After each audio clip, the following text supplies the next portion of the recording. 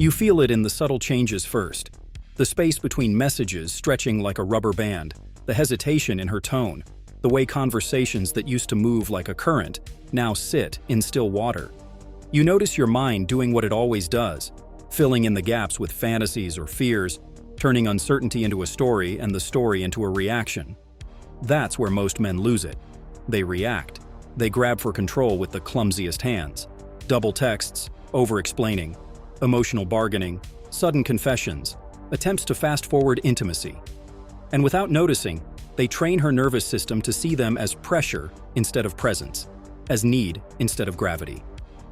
If what you've heard so far is shifting how you see yourself, stay with me until the end, because we're just getting started. You're going to learn how to turn that breathless impulse into a calm axis, how to use distance as leverage, how to let space amplify your value instead of eroding it.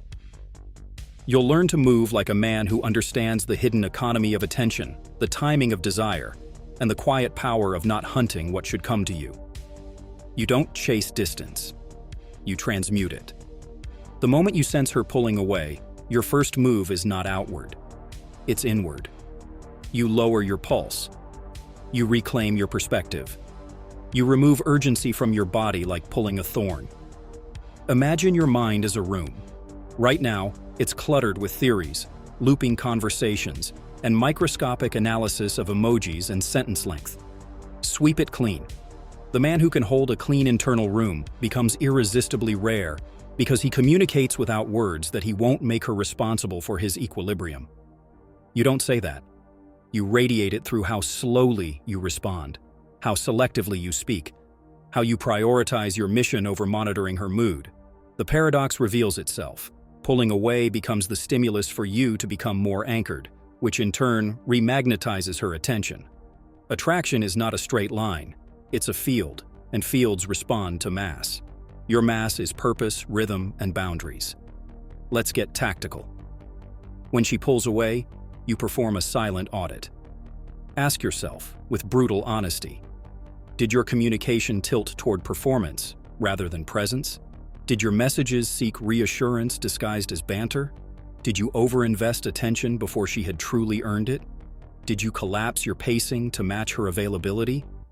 The audit isn't self-criticism, it's calibration.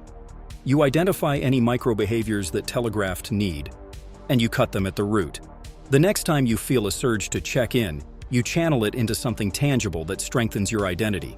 Training, creation, mastering a skill, initiating movement in your world. Desire expands inside velocity. Become a man in motion and watch how quickly you stop obsessing over the one data point that isn't moving toward you.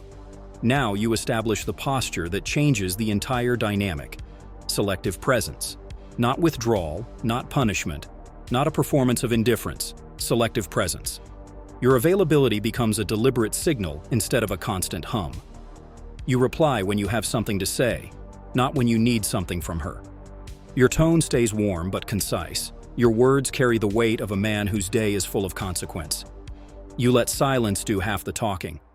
Silence is not empty. It's charged. The average man tries to fill the silence to relieve his own tension. You harness it so she feels the edge of losing your attention if she doesn't step toward you. That edge is not cruelty, it's clarity. It reminds both of you that attention is earned through energy, not demanded through anxiety. When distance appears, elevate the frame. Most men move the spotlight onto the relationship. Don't. Move it onto experience. You lead with invitations that respect time, not requests that drain it. If you propose something, make it specific, simple, and in motion. A walk, a coffee at a place you already plan to be near. A gallery you're actually visiting. You're not offering your day for negotiation. You're offering a moment along your trajectory. If she bites, you make the moment enjoyable and light, then you leave while the energy is still slightly rising. If she declines or delays without countering, you don't chase the maybe. You exit the scene with grace and take your focus back to things that grow under your hands. Anytime you feel the need to ask where this is going, redirect that energy into making your own life more undeniably directional. If this is hitting something inside you, drop your thoughts below. I read every single one. Understand the psychology underneath the pullback. Many women will test pacing to gauge your emotional leadership. They calibrate by watching what your nervous system does when they step back. Do you wobble? Do you push? Do you bleed? Need through your words? The attraction system in the human brain is sensitive to contrast. When you stop providing contrast, when your energy is always available, always eager, always leaning, her system flattens. Space restores contrast. Contrast restores curiosity. Curiosity restores investment. Think of it like oxygen. When the room is overfilled with your presence, the flame dulls. When there's just enough oxygen, the right ratio of nearness and distance, the flame sharpens and dances. Here's how you maintain that ratio. Set a cadence that serves your life and keep it. If your default is instant replies, stretch the elastic. If your default is spiraling into analysis after every message, stop reading between lines and start reading your own posture. Keep your texts short enough to be metabolized quickly and rich enough to imply momentum. Avoid question marks that seek permission. Use statements that create direction. Shift from "would you like to" "I'm heading to," join for 20 minutes if you're free. Shift from "is everything okay" to "all good on my side, busy week," moving some things forward. Your language should assume your center. You're not waiting for her to hand you one. There's a crucial internal switch you must flip, from demand to discernment. Demand says, "Give me certainty now so I can calm down." Discernment says, "I will calmly observe your consistency and choose accordingly." Demand makes you chase. Discernment makes you choose. A man who chooses radiates stability. He becomes interesting because he never trades mystery for comfort. He allows time to reveal pattern. He isn't afraid of pattern because he trusts his capacity to replace whatever isn't choosing him. That trust is what lets you maintain warmth without attachment, openness without entanglement. When you broadcast that vibration, pullbacks stop feeling like threats and start feeling like filters. If a filter removes someone who thrives on intermittent attention without effort, good. You just preserved months of your life. Another principle: rebalance the reward structure. If her behavior moves away, your reward must move away with it. Not punishment, proportion. Humans learn through contingency. If low effort receives high reward, low effort becomes the norm. If low effort receives calm, low reward, it creates a mild tension that asks, "What must I do to feel the high?" Let the answer be consistent. Show up. Mirror investment. When she shares something real, you engage deeply. When she keeps things surface level after distance, you keep things light and brief. This fluid mirroring is not game playing, it's the mathematics of attention. You're honoring the ratio that protects your self-respect and preserves polarity. Your physiology is part of the message. If you speak or write from a constricted chest and shallow breath, everything you say vibrates with an ask. So control your breath like a professional. Before you respond, inhale through the nose. Slow. Feel your ribs expand. Exhale longer than you inhale. Let your jaw unclench. Let your shoulders hang heavy. That micro-ritual does more than regulate you. It purifies your signal. You can feel the difference in the words that come after. Calm is expensive in the modern world, and the person who can generate it internally becomes a luxury. Be that luxury. There's a reason time away can sharpen attraction. Your absence invites her imagination to work for you. Imagination is the most powerful engine of desire, but it only works for you if you give it something to chew on. Develop unmistakable edges in your life. Projects with momentum, places you're known, a social rhythm, skills that mark your hands and voice with competence. When you have edges, her mind can trace them in your absence. Without edges, you become air, present but forgettable. Edges are created by pressure and repetition. Training when you're tired, practicing beyond boredom, holding standards when it would be easier to fold them. You're not building these for her. You're building them because your life deserves a man who treats it like a craft. When you do interact, lead the emotional temperature. That doesn't mean you're loud or intense. It means you're deliberate. If she's distant, you don't try to yank the conversation into depth. You lower the stakes. You flirt lightly without leaning. You tease without fishing. If she returns with energy, you calibrate upward. More direct eye contact, slower pace, richer questions. You match, then lead. Leading means ending the exchange while the energy is slightly rising, not when it has peaked or crashed. Most men linger until they exhaust the high, then wonder why the next interaction feels dull. You leave a residue of wanting more. You do that by not wringing every drop from the present moment. That restraint is the adult form of mystery. Guard your dignity like a wolf guards his territory. Dignity doesn't mean rigidity. It means you don't compromise your standards for a momentary hit of validation. If she cancels repeatedly with weak reasons, you don't lecture. You step back with poise, and you let her feel the cost. If she disappears and returns with no acknowledgement, you treat it like a reset at a higher bar. Lighter, shorter responses, a neutral tone, an invitation once, then back to your life. The door is open, but the threshold is real. Your boundaries are silent architecture, felt more than stated, understood without debate. They make your presence restful because there's no hidden contract, no covert pleading. Everything is clean. Show up. Get me. Don't miss me. Use the environment to your advantage. When you meet, choose contexts that pull her attention into her body, not back into her phone. Movement, texture, soundscapes that require presence. Walking side by side dissolves tension. Standing still amplifies it. When you speak, slow enough that silence can land. A man who can pause is a man who can handle no and wait for yes. Your eye contact should be steady but not invasive. Your voice slightly lower than your daily register. Your gestures minimal. When you remove fidgeting, you remove noise. When you remove noise, she can feel you. Feeling is the currency. You're not trying to persuade her mind. You're allowing her body to calibrate to your steadiness. Never negotiate attraction in text. Use text to arrange experiences or to sprinkle light, controlled energy. If she pulls away and all the interaction lives on the screen, you're swimming in thin air. Compress text, expand presence. If she resists presence, accept the data and allocate your resources elsewhere. You are faithful to your mission first. The man who is faithful to his mission is faithful to himself, and paradoxically, becomes the kind of man who can be faithfully chosen by others, because he doesn't need them to make him whole. Let's confront the impulse to explain yourself. Explanation is often a disguise for a bid. Let me convince you I'm safe. Let me prove I'm valuable. Let me narrate my intentions so you won't misinterpret me. Explanations can be honorable, but delivered at the wrong time, they feel like weight. Your proof is in your poise. You communicate safety by the way you handle not getting what you want. You communicate value by how little you sacrifice your core for a temporary outcome. You communicate intention by how precisely you move when the window opens. The right sentence spoken from the right posture does more than 100 proofs. The wrong sentence spoken from a collapsed posture drains all of them. You must master the difference between patience and passivity. Patience is a deliberate stillness with high standards. Passivity is paralysis dressed as virtue. Patience waits because the moment isn't ripe. Passivity waits because fear has the wheel. Patience feels like groundedness. Passivity feels like stuckness.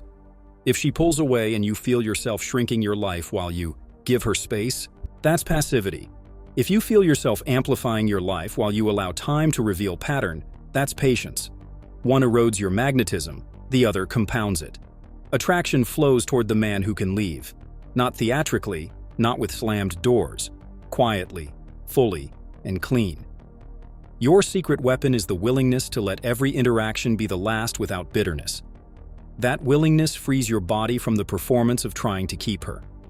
It shifts your focus from preservation to expression, from clinging to choosing. She will feel that as an end to pressure and a return of polarity. The more comfortable you are with endings, the more attractive your beginnings feel, because they aren't loaded with future debt. There's a layer deeper still, your relationship to tension. Tension is not the enemy, it's the instrument. Most men try to resolve tension too early because they can't hold it in their bodies. They crave the relief of certainty, even if certainty means a flat, boring dynamic. Learn to breathe inside tension. Let unanswered messages exist without rushing to annihilate the discomfort. Let a slow reply stretch without reading your worth into it. When you can hold tension, you create the conditions for a real yes instead of a coerced maybe. Real yes lives on the other side of held tension. Your body language should tell a coherent story. Shoulders back and heavy, chin parallel to the ground, breath low, movements economical. When you speak, the space between sentences matters as much as the sentences. Don't stack words to show intelligence. Let your eyes and stillness carry the intelligence you don't need to perform. In person, resist mirroring nervous energy. Offer an alternative rhythm. If she's sharp and fast, you respond with smooth and measured. If she's guarded, you respond with warm and unbothered. You're not shape-shifting to please, you're anchoring to lead. Shift your mental model from, how do I get her back, to, how do I become the man whose presence makes distance illogical? That shift changes your actions immediately. You sharpen your schedule. You create rituals that nourish you without negotiation. Training, reading, silence, cold exposure, sunlight, writing. You create a weekly rhythm of novelty and challenge so your life has a pulse that can be felt without you describing it. You trim dead weight, the empty scrolling, the conversations that go nowhere, the subtle addictions that dull your edge. You become more interesting to yourself. When you are fascinated by your own trajectory, your energy stops pleading for attention. It starts broadcasting a frequency that attention wants to join. Invest in scarcity with integrity. Scarcity does not mean withholding to manipulate. It means aligning your time with your values so naturally that you're never excessively available to anything that doesn't reciprocate. When she senses that your time is genuinely full, not performatively full, she must earn entry through effort, not entitlement. Your scarcity becomes an invitation to rise, not a wall to resent. You'll feel the difference. One creates chase and resentment, the other creates respect and desire. Learn the art of the calibrated check-in. After space, your message is short, directional, and framed by your movement. Something like, Thursday I'm at place for an hour. Swing by for a coffee if you're around. No overselling, no emotive bait. If she responds with energy, you engage proportionally. If she responds with a vague delay, you leave it and continue your week. 1 reach out after space is leadership. 2 is clarity. 3 is self-betrayal. Protect the dignity that makes your future self proud of you. Don't confuse emotional intensity with emotional value. Some men chase the spike, the adrenaline of uncertain women, because the roller coaster distracts them from their own unfinished work. The healthiest attraction feels alive and steady, sparked and safe. If distance becomes a pattern, not a phase, it's telling you something about compatibility, capacity, or character. Believe the pattern. Choose the future version of you who looks back and thanks you for walking when your standards were no longer met. If you know a brother who needs to hear this, send it to him today. Don't keep it to yourself. Now, let's encode the response pattern so it lives in your muscle memory. Step 1. Regulate before you relate. Breathe, move, lift, write, anything that brings your center back online. Step 2. Audit and adjust any overinvestment behaviors, over-texting, over-explaining, monitoring. Step 3. Adopt selective presence. Brief, warm, unhurried communication. Invitations aligned with your movement. Step 4. Mirror investment and maintain proportion. Reward effort, reduce reward for low effort, no performative withdrawal. Step 5. Keep building your edges. Skills, mission, training, community. Step 6. Accept data and choose. If consistency returns, calibrate up. If it doesn't, close the chapter without drama. These steps aren't boxes to tick, they're a way of being. Live them, and the pullback becomes a forge, not a funeral. What changes everything is your refusal to collapse your self-concept around the status of one connection. You are a man in motion who views romance as part of a larger architecture. Your health, your craft, your brotherhood, your legacy. That architecture makes you unshakable. Unshakable men don't chase echoes, they move, and the world rearranges around their movement. A woman can feel when she's stepping into the gravitational field of a man who doesn't need her to be okay, but who chooses her when she's worthy of being chosen. That is the rarest feeling on earth. That is what makes distance close itself. As you integrate this, notice the calm spreading through your decisions. Notice the way your messages compress and your presence expands. Notice how the mirror flips. Instead of asking, "Why is she pulling away?" you feel the question turning inside her. Why am I risking losing this? Not because you played a trick, but because you became the kind of man who embodies options, standards, and stillness. If what you've heard so far is shifting how you see yourself, stay with me. Let the words settle into your breath. Let them rewire your pace. Let them upgrade the level of woman you attract by upgrading the level of man you are in solitude. You end not with a cinematic gesture, but with a simple, exacting posture. You are willing to let everything that doesn't choose you fall away. You maintain your warmth like a hearth, steady, available to those who step close, never dragged across the floor to warm those who won't enter the room. You protect your time with devotion. You treat your attention like a blade and keep it sharp. You speak less and move more. You leave moments before they peak. You make space expensive and presence unforgettable. Distance will test you. Let it. Tests expose what's weak and highlight what's real. When you respond like a man, distance doesn't diminish you, it defines you. If this is hitting something inside you, drop your thoughts below. I read every single one. And if you want more conversations like this, no fluff, no cliches, only what makes you stronger, make sure you stay close. Share this with the brother who's about to throw away his dignity for a little attention. Remind him who he is. Remind yourself. Then walk into your week with the posture of a man who knows that magnetism isn't performed. It's built, breath by breath, boundary by boundary, choice by choice.